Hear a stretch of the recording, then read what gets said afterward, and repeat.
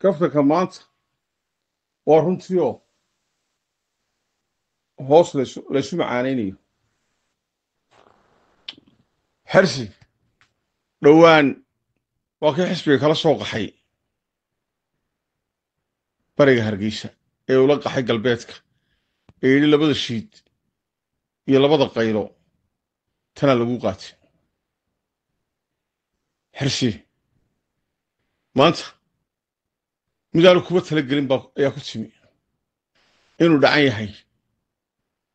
ayaanu isu qabaa waa dhacan yahay siduu u dhacan yahay baan idiin sheegaya cabdiraxmaan ciro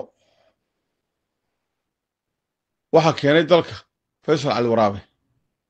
oo isagoon xisbiga waxba ku darsan u cidoodhan jiray cod iyo cuudtoona ayuu ka dhigay guddoomiyihii golaha wakiilada saamigii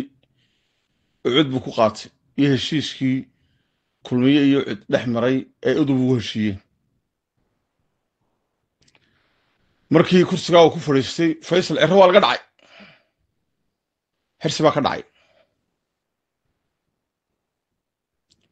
oo yidhi ku qabso xisbiga xirsi markaa weel buu raadinayay oo damac buu lahaa dalkaa uu ku hoggaamiyo markay u suuro geli weyday maxkamaddii xisbiga isagaa u furay ururkii waddani waxaa markaa reerku watay xooggiisu ama aqlabiyadu ilen taarikhda waynu haynaa waynu daawanayna waynu joogna waynu noolayna maxamed cabdi gaboose doorashadii 12kii sanaaduuqda la faragelinayey ee komishinka la faragelinayey ee xukuumaddu faragelinayso markaa waa tooro ka yahay xersi waxay ku faantay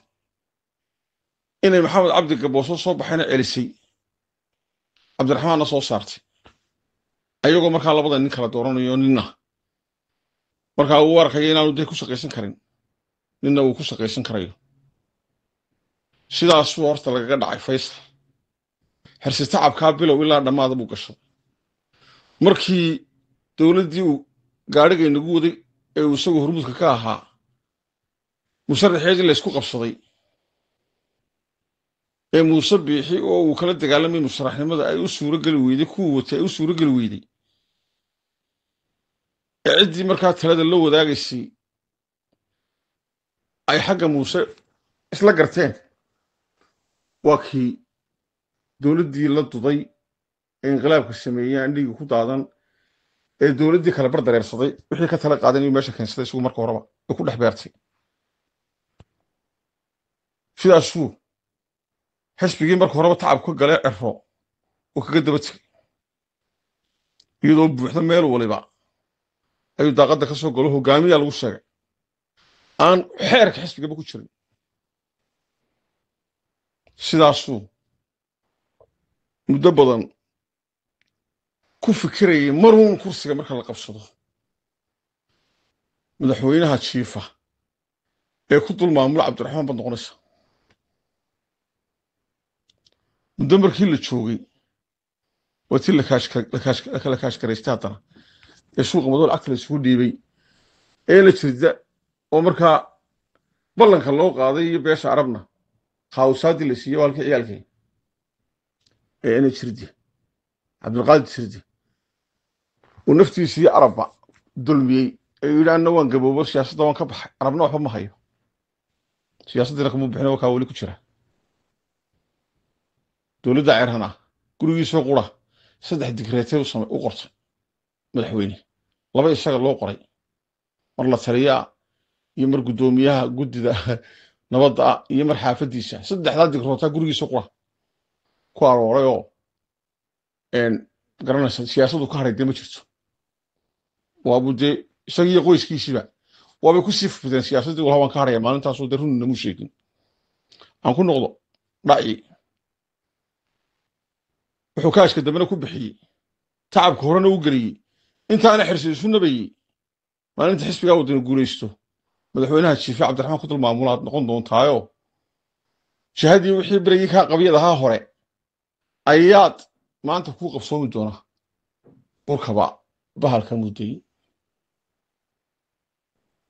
ninka loo jiifan cidibo ogeyn oo qoyskii ah oo ka khatarsan baa daaqadda ka soo galay